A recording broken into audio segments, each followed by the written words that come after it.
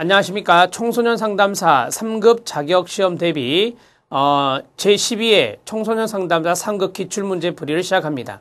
이 시간에는 심리 측정 및 평가에 대한 과목입니다. 그 과목의 61번에서부터 75번까지 모두 15문제를 풀어보도록 하겠습니다.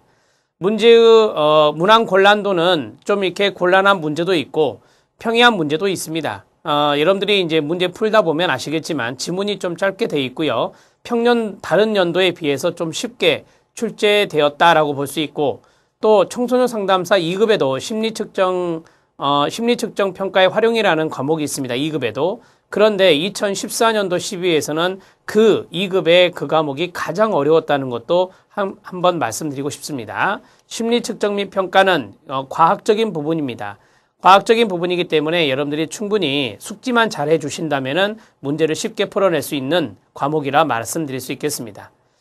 심리 측정 및 평가의 61번 문제부터 알아봅니다. 자, 집중경향치가 있는데요. 이 집중경향치 같은 경우는 우리가 보통 평균값이나 중앙값이나 최빈치 이런 것들을 이야기합니다. 자, 이 집중경향치에 관한 설명으로 옳은 것은 이라고 했습니다. 우리가 이제 최빈값은 가장 많은 빈도가 나온 값이라고 하죠. 가장 많은 빈도수를 보인 값. 이것을 이제 최빈값이라고 합니다. 2개 이상이 될 수 없나요? 될 수 있습니다. 될 수 있어요. 그림으로 꼭대기가 2개가 나올 수 있다라고 하는 것입니다. 자, 예를 들어서 보세요. 빈도수라 그랬죠. 그러면 제가 이렇게 한번 해볼게요. 2, 그 다음에 4, 6, 8이 나왔습니다. 어떤 사례수를 쭉 나열했더니 이렇게 나왔어요. 최빈값이 어떻게 나와요? 네, 이게 3번 나왔고 이게 3번 나왔죠. 그러면 최빈값이 2와 뭐가 되죠? 6이 되는 거예요. 이렇게 해서 최빈값은 두 가지가 될 수 있다는 것입니다. 아셨죠? 그 다음에 평균값은 극단값의 영향을 받지 않을까요? 여러분, 극단값은 양쪽, 그러니까 최하 점수와 최고 점수라고 볼 수 있는데요. 극단값이잖아요. 이 극단값이 당연히 평균값에 영향을 주겠죠. 평균값은 전체 점수의 합을 내서 사례수로 나눈 것을 우리가 평균값이라 하니까 극단값에 영향을 받는다라고 해야 됩니다. 사례수가 짝수입니다. 사례수가 짝수인 경우 중앙값을 계산할 수 없다? 아닙니다. 계산할 수 있습니다.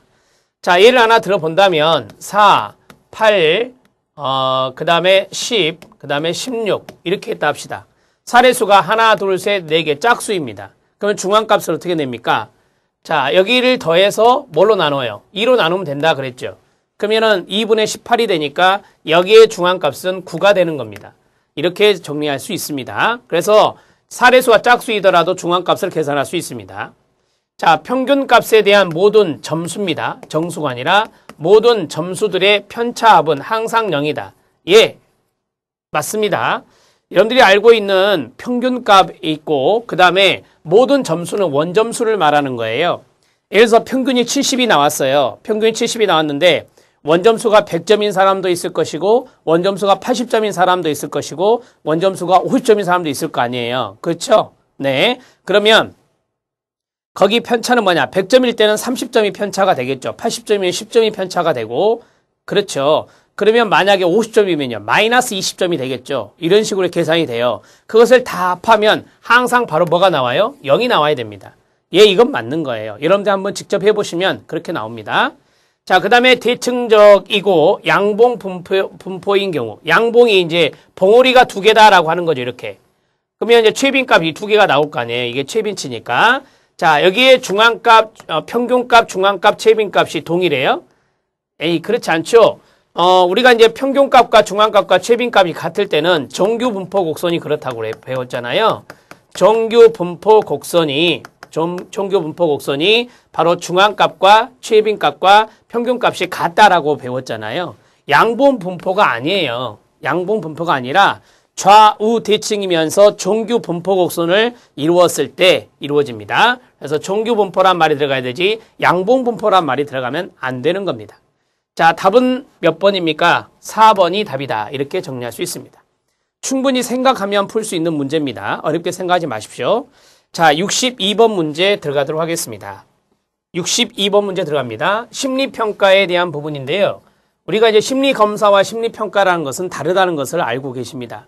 대개 심리평가라고 하는 것은 전문 지식 플러스 면담 플러스 심리검사 플러스 그 다음에 측정까지 들어가잖아요. 이런 것들을 다 합쳐서 우리는 심리평가다 이렇게 이야기하고 있고요. 정의로 옳은 것은 이라고 했습니다. 심리적 특성에 대한 체계적인 면담이다 라고 했죠. 체계적이다 라고 해서 구조화 면접이라고 해요. 또는 구조화 면담이라고 하죠. 그 다음에 2번 심리검사 나왔고 면담 나왔고 행동관찰 여기 이제 측정 부분이 이제 관찰이 돼요. 여기가 행동관찰이 되는 겁니다. 행동관찰이 되고 그 다음에 개인력 자 이런 것 등 개인에 대한 정보를 종합적으로 통합하는 것이다 라고 했습니다. 네 맞습니다. 이게 바로 심리평가의 개념이에요. 그 다음에 얻어진 검사 점수의 질을 객관적인 기준에 따라서 분류한다 그랬어요. 자 보세요. 얻어진 검사 점수가 나오잖아요. 그게 이제 원점수가 되겠죠. 자 그것을 객관적인 기준이라고 그랬어요. 이걸 우리가 보통 규준이라고 하잖아요. 규준. 거기에 따라서 분류를 한다라고 했는데요. 그것을 우리가 보통 해석이라 한다. 원점수가 나오면 그것을 규준에 따라서 우리가 이제 해석을 해내야 되잖아요. 그러한 것들을 우리가 해석이라 말할 수 있습니다. 그 다음에 심리적인 특성을 나타내는 행동 표본을 끊어요. 표준화된 방식으로 뭐 한다고요? 측정한다라고 했어요. 표준화된 방식으로 측정하는 것을 표준화 검사라고 합니다. 표준화 검사. 이런 것들이 이제 객관적 검사에 들어갈 수 있고요. 명확한 공식이나 규칙에 따라서 규칙의 동그라미요. 규칙에 따라서 사람의 특성을 수령하는 것을 우리가 측정한다라고 하죠. 그래서 측정의 개념이다. 이렇게 정리하시면 되겠습니다. 나머지 지문들도 좀 의미가 있어서 좀 말씀을 드렸지만 여기에서 심리평가의 개념은 2번이 답이에요. 우리들이 보통 심리검사 배울 때 심리측정 및 평가 배울 때 맨 앞에 보면 심리검사가 뭐고 심리평가가 뭐냐 그런 것들을 배웠었잖아요. 심리평가는 시험에 잘 나왔다고 제가 말씀을 드렸고 이것을 이런 식으로 제가 기호에서 적어드린 바도 있습니다. 답은 2번입니다.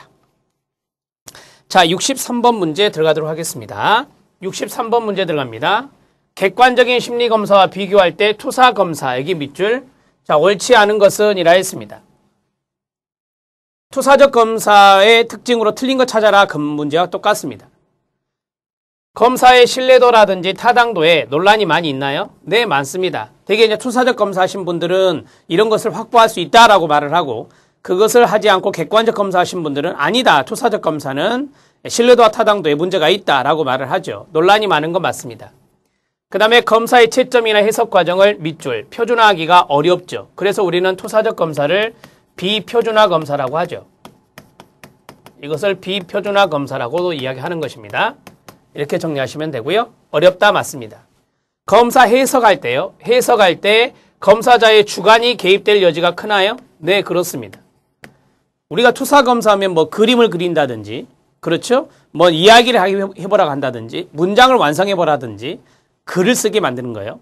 이러한 것들을 투사적 검사에서 많이 활용하잖아요. 그래서 검사자의 해석에 있어서 주관이 개입될 수 있습니다. 맞습니다. 성격의 무의식적 측면에 관한 정보를 제공한다. 맞죠?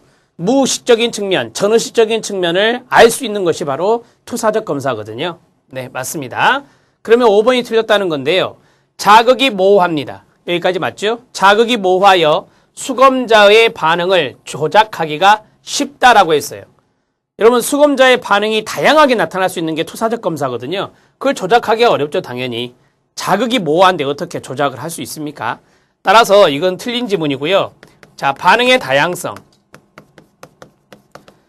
반응의 다양성이 나타난다라고 하는 측면에서 투사적 검사의 장점입니다. 그래서 5번 지문이 잘못됐다 이렇게 정리할 수 있죠. 63번의 답은 5번으로 답을 처리하시면 되겠습니다. 자, 이제 64번 문제 들어갑니다.